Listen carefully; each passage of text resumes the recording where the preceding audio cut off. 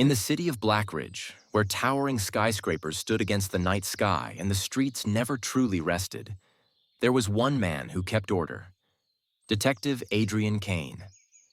Dressed in his navy blue coat and polished black boots, with a silver badge pinned to his chest, he was more than just a police officer. He was a protector, a symbol of justice in a city where crime lurked in the shadows. Kane was known for his sharp mind and fearless pursuit of criminals. He never backed down from a case, no matter how difficult or dangerous. He believed that justice should be fair and that everyone deserved a chance to change. But some criminals refused to change, and it was his job to stop them. One evening, as the golden sun dipped behind the skyline, the city's Grand Museum prepared for a special event. Inside, behind layers of security, rested the Royal Sapphire, a rare blue gemstone worth millions. The people of Blackridge gathered outside, hoping to catch a glimpse of the sparkling treasure before the gala began. But before the first guests could arrive, disaster struck. The alarms rang loudly across the city, and police cars rushed to the museum. The glass case that held the sapphire had been shattered, and the gemstone was gone.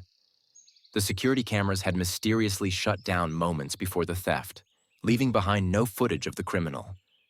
But something had been left behind: a single playing card, a joker. Kane arrived at the scene, his eyes scanning the wreckage.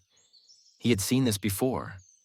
This was the work of the Phantom, a master thief known for his ability to disappear without a trace. The thief always left behind a single joker card, as if mocking those who tried to catch him. The detective examined the scene carefully. The broken glass was scattered in a way that suggested a quick but careful removal of the sapphire. The security guards had been found unconscious, their radios disabled. Kane knew that the Phantom was not just fast. He was a planner. The detective had a strong feeling about where the thief might go next. That very night, the city's richest citizens would gather at the Grand Blackridge Gala, a place where priceless treasures were often exchanged. If the Phantom planned to sell the sapphire, it would happen there. Disguised in a sleek black suit, Kane entered the ballroom. The air was filled with the soft hum of violins, and the golden chandeliers reflected off the polished marble floors. The guests, unaware of the theft, laughed and chatted, unaware that a priceless jewel was somewhere among them.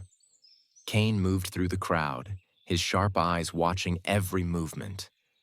Across the room, a man in a dark coat stood near a masked figure, speaking in hushed tones. The detective's instincts told him something was wrong. He carefully moved closer. The masked figure reached into his coat, and for a brief moment, a soft blue glow reflected against the candlelight. Kane had found the sapphire.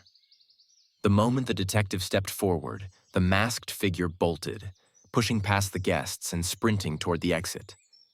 Kane followed without hesitation. The chase led through the ballroom, down a grand staircase, and into the dark streets of Blackridge. The Phantom was fast, weaving through narrow alleys, leaping over crates, and disappearing into the shadows. But Kane knew this city like the back of his hand. He took a shortcut through a side street, predicting the thief's path. As the Phantom turned a corner, he found himself at a dead end. Kane stepped forward, blocking his escape. With nowhere left to run, the thief hesitated. The detective didn't need to draw his weapon. His presence alone was enough. The Phantom sighed, realizing he had been outmatched.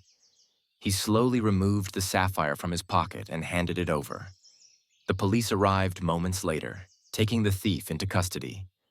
The Royal Sapphire was returned to the museum, and the city of Blackridge cheered for their hero. But Kane knew his work was never truly done. There would always be new mysteries to solve, new criminals to outsmart. As the first light of dawn touched the city's rooftops, Kane tucked his silver badge into his coat, walking back into the streets. Blackridge was safe once more, for now. But when danger returned, the Shadow Enforcer would be ready.